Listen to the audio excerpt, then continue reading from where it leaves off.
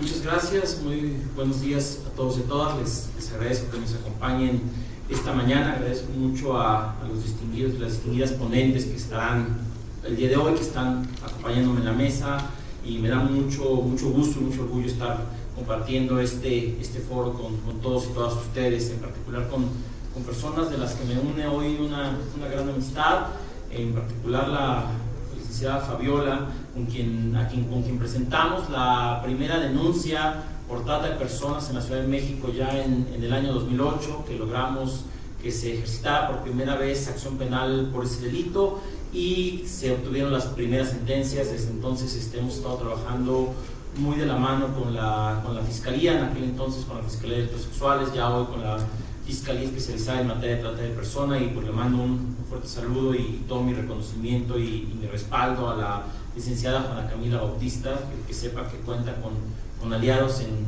la Clínica contra la Trata de Personas del ITAM. Ya entrando en materia, porque tenemos un tiempo muy breve en esta primera parte de la exposición, quisiera comentar dos de los temas que se han venido discutiendo en torno a la reforma.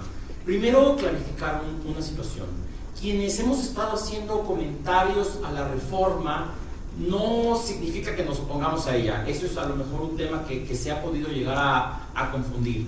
Consideramos que la reforma sí representa un avance, y que incluso el dictamen emitido por el Senado el día 12 de febrero representa un avance respecto a la iniciativa presentada originalmente por las senadoras de la comisión. Es decir, creemos que el debate, la discusión, la apertura de ideas, como lo que se está haciendo en este foro, ayudan a enriquecer el debate y a generar una mejor norma para las víctimas, porque creo que a todos y a todas es lo que nos interesa: tener una mejor norma que beneficie a las víctimas, que no les quite ningún derecho y que sí ayude a generar menor impunidad, que haya un verdadero acceso a la justicia.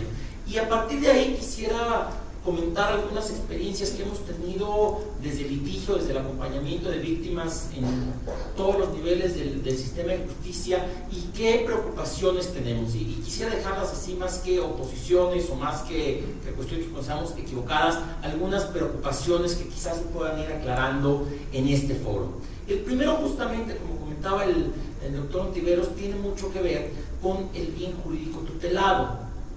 ¿Por qué razón? Originalmente la ley no señalaba específicamente un bien, dice, establecer los tipos penales en materia de trata de personas y sus sanciones, la fracción segunda del artículo 2. Posteriormente nos hablaba ya de establecer mecanismos efectivos para tutelar la vida, la dignidad, la libertad. Es aquí donde nos habla de estos famosos 6 bienes. ¿Qué pasa ahora con la reforma? Primero nos dice establecer los tipos penales en materia de esta ley, así como sus sanciones y circunstancias agravantes, con la finalidad de tutelar el libre desarrollo de la personalidad, y se le agregó ahora en el dictamen del Senado, derivado de la dignidad humana. En este caso, aquí sí, por un lado consideramos correcto, justamente como decían los ponentes que me antecedieron, no trata de personas y explotación son dos cosas diferentes, que si bien pueden ir vinculadas, pueden ir ligadas, y que incluso puede haber un nexo entre ambas, no necesariamente es lo mismo. En eso consideramos que es acertada y atinada la redacción. Entonces, bueno, los tipos, materia de esta ley. ¿Por qué? Porque nos habla del tipo básico que está contenido en el artículo 10 y los demás tipos penales que se describen en la ley.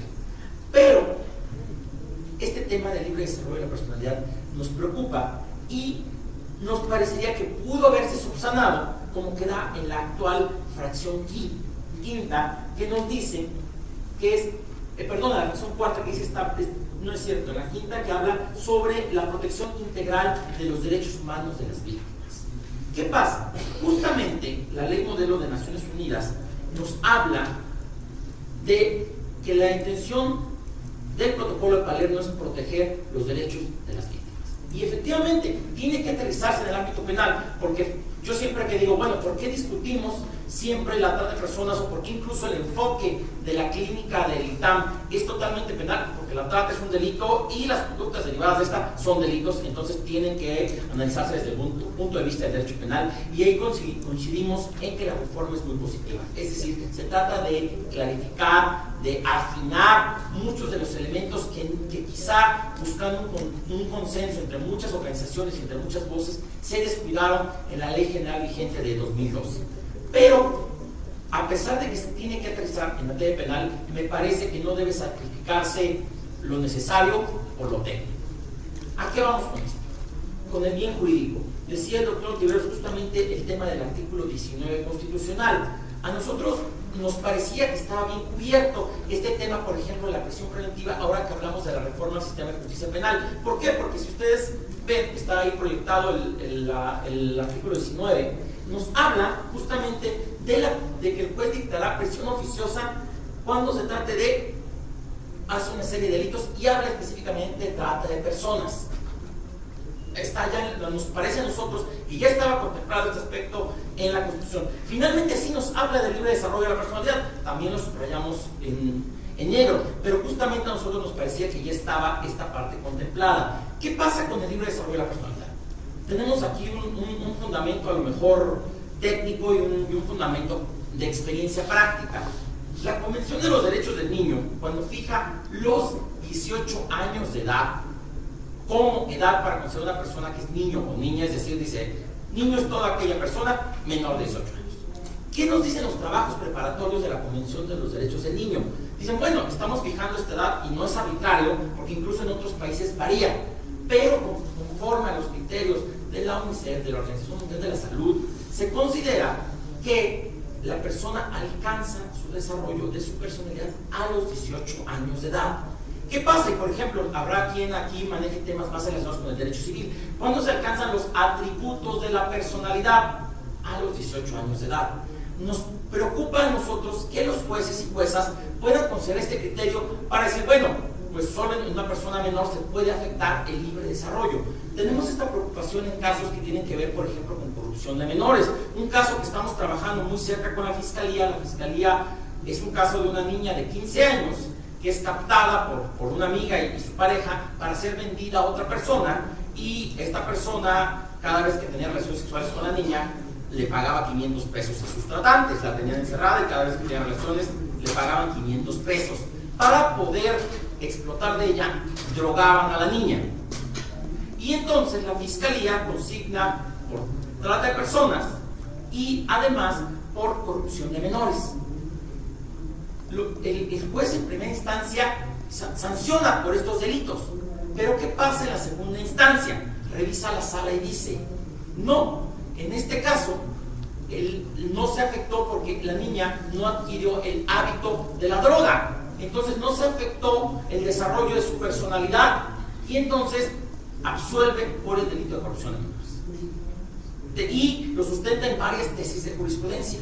Eso nos preocupa a nosotros, que estamos realizando el acompañamiento de víctimas. Esa sentencia, de hecho, actualmente desde la clínica presentamos un amparo y estamos dándole el acompañamiento a la víctima ante la justicia constitucional. Por ahí se andan todavía de la unidad de género de la Suprema Corte. Nos gustaría que ese caso se pudiera revisar particularmente.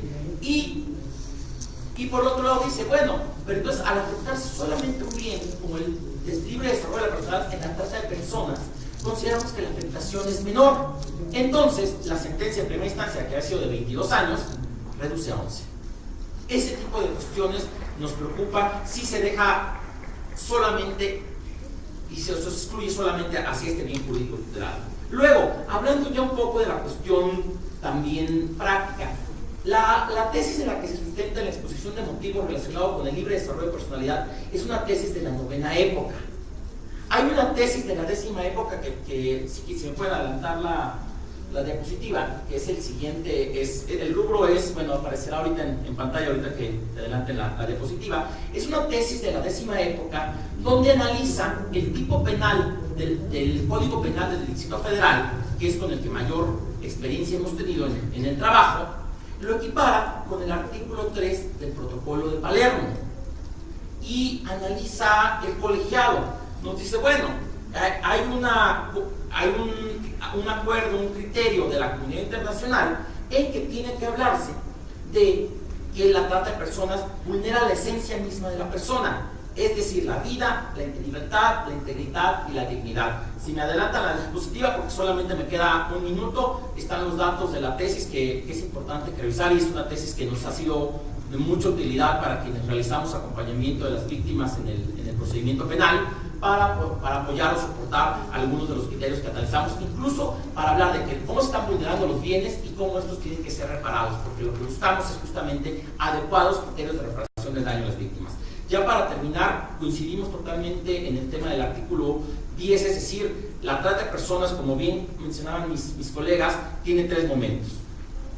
Los famosos verbos rectores, es decir, el captar, conseguir, etcétera, con los medios comisivos. Ha habido un debate ahí de que no deberían incluirse los medios comisivos en el tipo básico. A nosotros nos parece indispensable, conforme a la ley modelo de la Oficina de Naciones Unidas, y con el fin de explotación.